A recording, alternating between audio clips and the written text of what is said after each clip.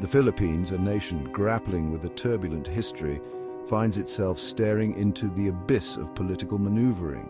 The echoes of its past reverberate through the present, creating a complex tapestry of power and influence. At the heart of this unfolding drama stands a figure both enigmatic and increasingly influential: Martin Romualdez, Speaker of the House of Representatives. His rise to prominence has been nothing short of meteoric, capturing the attention of both allies and adversaries alike. While he might prefer to operate from the shadows, a series of audacious moves has thrust him into the harsh glare of the spotlight. His calculated actions have not gone unnoticed, drawing both admiration and suspicion from various quarters. His actions, shrouded in secrecy and rife with implications, raise troubling questions about the future of the Philippines and its fragile democracy. The stakes have never been higher, and the consequences of his maneuvers could reshape the nation's political landscape. Romualdez, a man of significant wealth and even greater ambition, has long been a force within the Philippine political landscape. His influence extends far beyond the corridors of power, touching various aspects of society and governance. His lineage connects him to the legacy of Ferdinand Marcos Sr., a connection he leverages masterfully. This historical tie adds a layer of complexity to his persona, intertwining his ambitions with the storied past of the Marcos family. However, recent events suggest an unsettling shift, a transition from behind-the-scenes operator to a Machiavellian figure capable of anything to achieve his goals.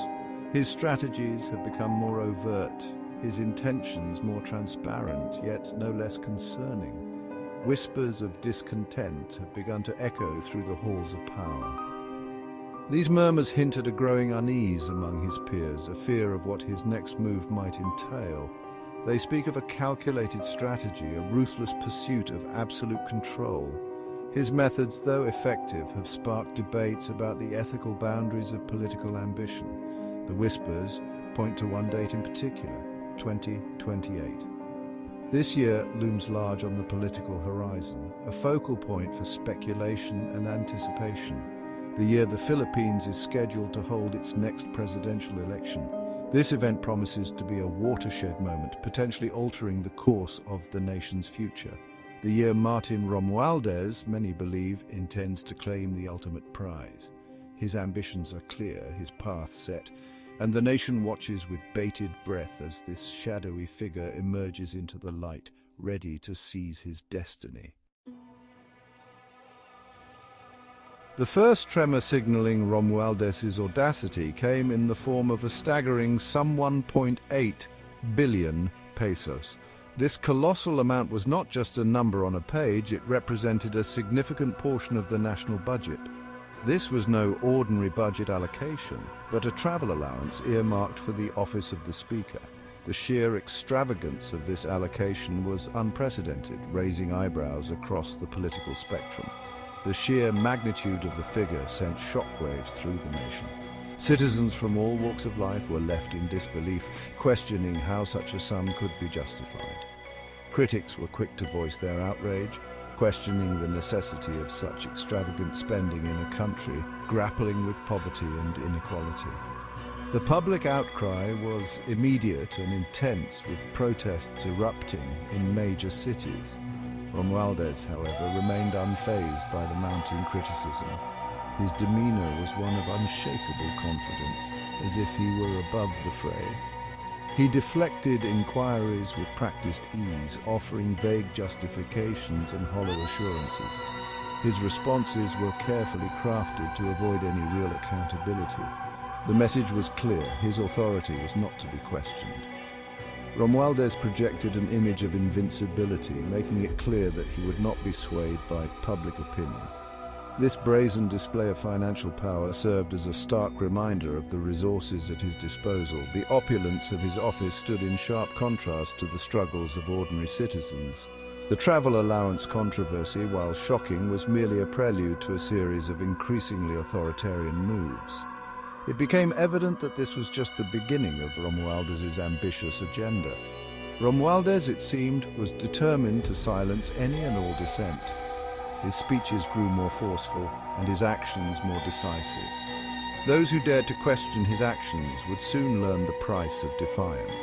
The atmosphere of fear and intimidation was palpable as Romualdez tightened his grip on power. Among those who felt the full force of Romualdez's wrath were two prominent critics, Ka Eric and Dr. Lorraine Badoy. Ka Eric, a respected journalist known for his fearless reporting, had been a persistent thorn in the side of the powerful. Dr. Badoy, a vocal human rights advocate, had earned a reputation for her unwavering commitment to justice. Their crime, daring to question the motives behind Romualdez's actions. Ka Eric, through his incisive reporting, had exposed the inconsistencies in the speaker's justifications for the 1.8 billion peso travel allowance. Dr. Badoy, with her characteristic bluntness, had publicly accused Romualdez of corruption and abuse of power. The response was swift and brutal. Both Ka Eric and Dr. Badoy were arrested on trumped-up charges, their voices effectively silenced. Their detention sent shockwaves through Philippine society, a chilling message to anyone who dared challenge the growing power of Martin Romualdez. Section 4, the Iron Fist Titans, SMNI and local executives. The crackdown on dissent extended far beyond the silencing of individual critics. It was a systematic effort to stifle any form of opposition, no matter how small or seemingly insignificant. Romualdez, it became clear, was intent on dismantling any and all potential threats to his authority. His approach was ruthless and unyielding, leaving no room for compromise or negotiation. This included media outlets that dared to provide a platform for opposing viewpoints. The freedom of the press, once a cornerstone of democracy, was now under severe threat. One such outlet was SMNI, a news network known for its critical stance towards the government. SMNI had built a reputation for fearless reporting and holding those in power accountable. Under pressure from Romualdez and his allies, SMNI's franchise was abruptly suspended. The decision was sudden and left many in shock, questioning the future of independent journalism. The network, once a vital source of independent news and information, was effectively silenced. Its absence created a void in the media landscape, one that was quickly filled by pro-government voices. This move sent a clear message to other media organizations: toe the line or face the consequences. The chilling effect was immediate and palpable. Local executives who had expressed even mild reservations about Romualdez's actions also found themselves in the crosshairs. Their positions and livelihoods were now at risk. They were subjected to audits, investigations, and a barrage of legal challenges. These tactics were designed to intimidate and coerce compliance. The message was clear: loyalty was non-negotiable. Any deviation from the party line would be met with swift and severe repercussions. Those who showed the slightest hint of dissent would be swiftly dealt with. The atmosphere of fear and control was pervasive, leaving little room for hope or resistance. Section 5, Whispers of Davao and the KOJC Connection. As Romualdez tightened his grip on power, whispers of a more sinister plot began to circulate. They spoke of a clandestine operation orchestrated from the shadows with its roots in the southern city of Davao. At the center of these whispers lay the KOJC compound, a sprawling complex shrouded in secrecy. The KOJC, it was rumored, served as a hub for Romualdez's most trusted operatives. It was here, away from the prying eyes of the capital, that plans were hatched, alliances forged, and dissent ruthlessly crushed. The details remained murky, obscured by a veil of fear and intimidation. Davao, of course, held a particular significance in Philippine politics. It was the stronghold of the Marcos family, a name forever etched in the nation's history. The whispers hinted at a deeper connection, a shared ambition that bound Romualdez to the legacy of the Marcoses. Section 6. The puppet master Romualdez's hold on Marcos Jr. Ferdinand Marcos Jr., son of the late dictator, now occupied the highest office in the land. His rise to power had been nothing short of remarkable, a testament to the enduring influence of the Marcos name. But behind the scenes, whispers suggested a different narrative, one in which Romualdez played the role of puppet master. Marcos Jr., it was said, was indebted to Romualdez for his political success. The speaker had been instrumental in securing the support of key allies navigating the treacherous waters of Philippine politics. Now, it seemed, Romualdez was calling in his debts, using his influence to manipulate the president for his own ends. The nature of these debts remained unclear, but rumors abounded. Some spoke of financial ties, vast sums of money funneled into Marcos Jr.'s campaign coffers. Others whispered of compromat, damaging information that Romualdez held over the president's head.